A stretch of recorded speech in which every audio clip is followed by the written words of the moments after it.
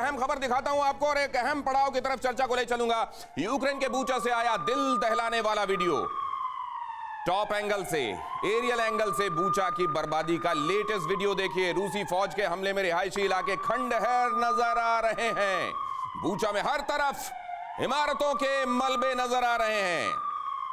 Bucha में हर तरफ इमारतों के मलबे। ये तस्वीर और ये अहम ब्रेकिंग अभी आप जो देख रहे हैं, ये है बूचा में एरियल शॉट्स जो लिए गए हैं वहां से रशियन सेना के रिट्रीट करने के बाद और यूक्रेन के इस जगह को रिकैप्चर करने के बाद वहां से जो शॉट्स आए हैं वो देख लीजिए। बूचा कैसा दिखाई दे रहा है, क्या एक खंडहर से ज्यादा फिलहाल इसकी हैसियत है। और यहां से जो तस्वीरें आई जिनको ज़ेलेंस्की दुनिया के सामने रख रहे हैं, रूस को सीधे सीधे उसमें एलिगेट कर रहे हैं, उस पर एक तरफ इन्वेस्टिगेशन की बात की जा रही है यूनाइटेड नेशंस की तरफ से और दूसरी तरफ यूनाइटेड नेशन का ही ह्यूमन राइट्स के संदर्भ में डील करने वाला जो विंग है उससे बाहर निकाले जाने की तैयारी भी हो रही है। तो फिर प्रोब क्यों कराना है आपको? तो फिर अगर आपको पहले ही इस मामले में कुछ आगे बढ़कर कह देना है तो प्रोब की बातें क्यों करते हैं? अगली अहम खबर देखिए। यूक्रेन जंग के बीच फिनलैंड और स्वीडन को नेटो का न्योता। फिनलैंड स्वीडन नेटो में शामिल हो सकते हैं, स्टोल्टनबर्ग ने कहा। फिनलैंड स्वीडन के आवेदन का हम स्वागत करेंगे। लीजिए, अब कुछ और मुल्कों को इसमें पिसवाने की तैयारी हो रही है। फिनलैंड और स्वीडन, पहले इनको नॉर्वे में चलने वाली ड्रिल में अपना हिस्सेदार बनाने की कोशिश की गई और उसके बाद अब इनको नेटो का न्योता दे दिया गया।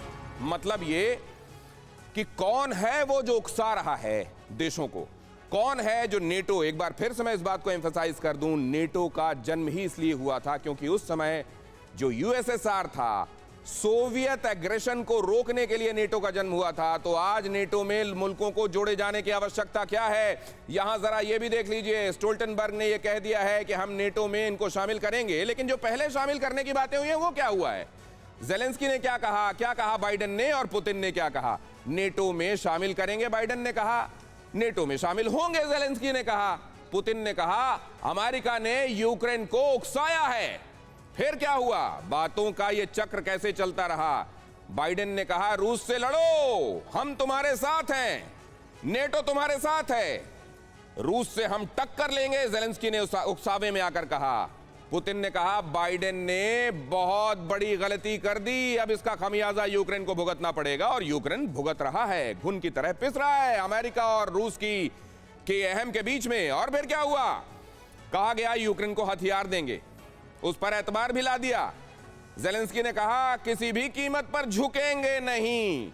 पुतिन ने क्या कहा? विदेशी हथियार तो अब वर्ल्ड वॉर कराएंगे और अब इसीलिए पूरी दुनिया के सामने न्यूक्लियर बॉम्ब का थ्रेट बड़ा होता जा रहा है। कौन है जो इस पूरे सिनेरियो को ग्रेव करता जा रहा है? इन तीनों चेहरों में से अगर आपको तय करना होगा तो आप किसकी तरफ उंगली ले जाएंगे? वो जो पर्दे के पीछे से सारे स्ट्रिंग्स पुल कर रहा है या वो जो सामने आकर दिखाई दे रहे हैं खिलाड़ी के तौर पर? कहा गया यूक्रेन में सेना नहीं भेजेंगे, बूट्स ऑन द ग्राउंड नहीं जाएंगे, अमेरिका ने धोखा दिया, कहा ज़ेलेंस्की ने। यहां पहली बार एहसास हुआ कि हमारे साथ धोखा हुआ है। ज़ेलेंस्की ने आज यही बात धोखे के संदर्भ में यूनाइटेड नेशंस के मंच से भी कही। मंगलवार को जब यूनाइटेड नेशंस के मंच को उन्होंने संबोधित किया तो कहा किस वजह से, किस लिए है ये? अगर इस समय यूक्रेन की मदद के लिए ये संस्था सामने नहीं आ सकती, नेटो में शामिल करेंगे से बात शुरू हुई और धोखे तक पहुंच गई।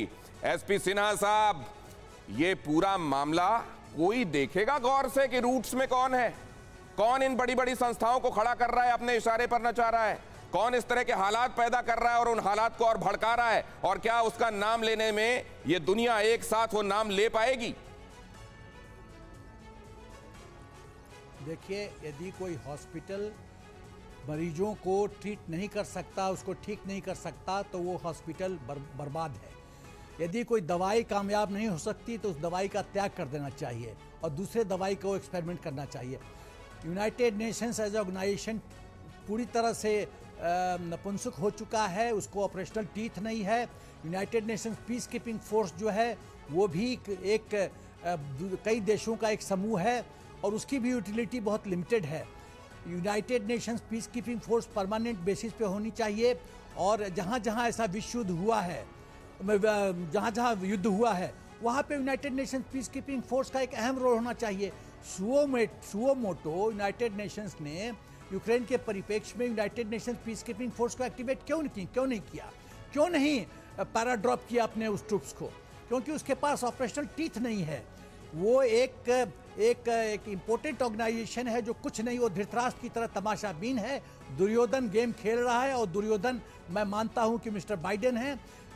अमेरिका का मिलिट्री इंडस्ट्रियल कॉम्प्लेक्स विश्व में जितनी बहुत बड़ी बात आप कह रहे हैं, उसके पीछे उसका कारण ये है। अगर ये पीस कीपिंग ट्रूप्स हैं यूनाइटेड नेशंस के, तो यूक्रेन से बड़ा फिट केस कौन सा था कि वहां पर ये ट्रूप्स भेजे जाएं? तो फिर भेजा क्यों नहीं गया? क्यों? क्योंकि उनको तो अपने आका से इशारे का इंतजार है, और वो आका भड़काता तो है लेकिन घबराता भी है।